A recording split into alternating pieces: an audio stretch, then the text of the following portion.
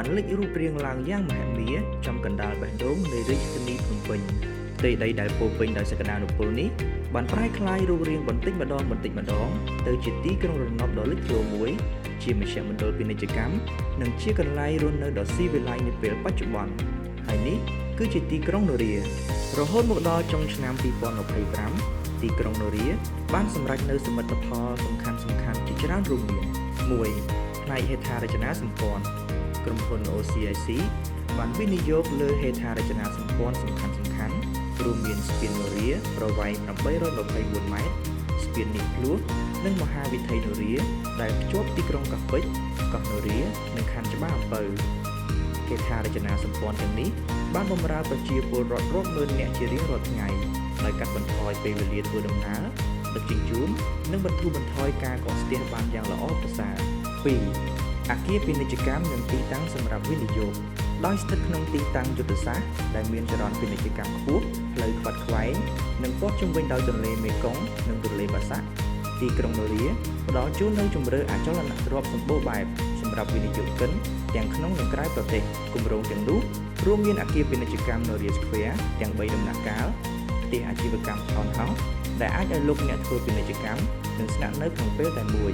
ដីសម្រាប់សាងសង់វិឡាប្រណិតនិងទីតាំងសម្រាប់រៀបចំកម្មវិធីគ្រប់ប្រភេទក្នុងតម្លៃសមរម្យ 3. កន្លែងសម្រាកនិងកម្សាន្តទីក្រុងនរាបានបង្កើតបរិយាកាសរស់នៅប្រកបដោយគុណភាពតាមរយៈការអភិវឌ្ឍសួនឧទ្យាននរាលើបណ្ដោយមាត់ទន្លេដ៏ស្រស់ស្អាតនិងតំបន់កម្សាន្តជាច្រើនទៀតរួមមានតំបន់ពិកនិចសួនCoconut Parkផ្សាររាត្រីដែលសុទ្ធសឹងជាកន្លែងសម្រាប់ប្រជាពលរដ្ឋសម្រាប់លំហែកាយ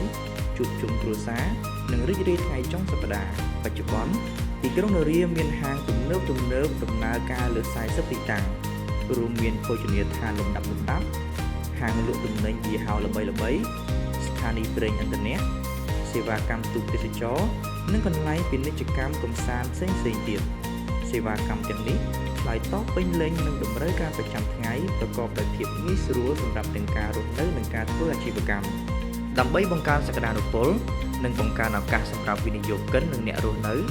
ទីក្រុងនរាកំពុងអនុវត្តផែនការអភិវឌ្ឍគម្រោងថ្មីជាបន្តបន្ទាប់រួមមានការពង្រីកហេដ្ឋារចនាសម្ព័ន្ធបន្ថែមការសាងសង់អគារពាណិជ្ជកម្មអគារខុនដូទំនើបសាលារៀនអន្តរជាតិនិងហាងលក់ទំនិញយីហោល្បីៗនិងកន្លែងកម្សាន្តថ្មីដែលកំពុងស្ថិតក្នុងដំណាក់កាលរៀបចំនិងអនុវត្តគម្រោងទាំងនេះនឹងពង្រឹងទីក្រុងនរាជាមជ្ឈមណ្ឌលពាណិជ្ជកម្មដែលមានសក្តានុពលខ្ពស់និងជាជម្រើសដ៏ល្អបំផុតសម្រាប់ការអភិវឌ្ឍអាជីវកម្មនិងការរស់នៅរយៈពេលវែង។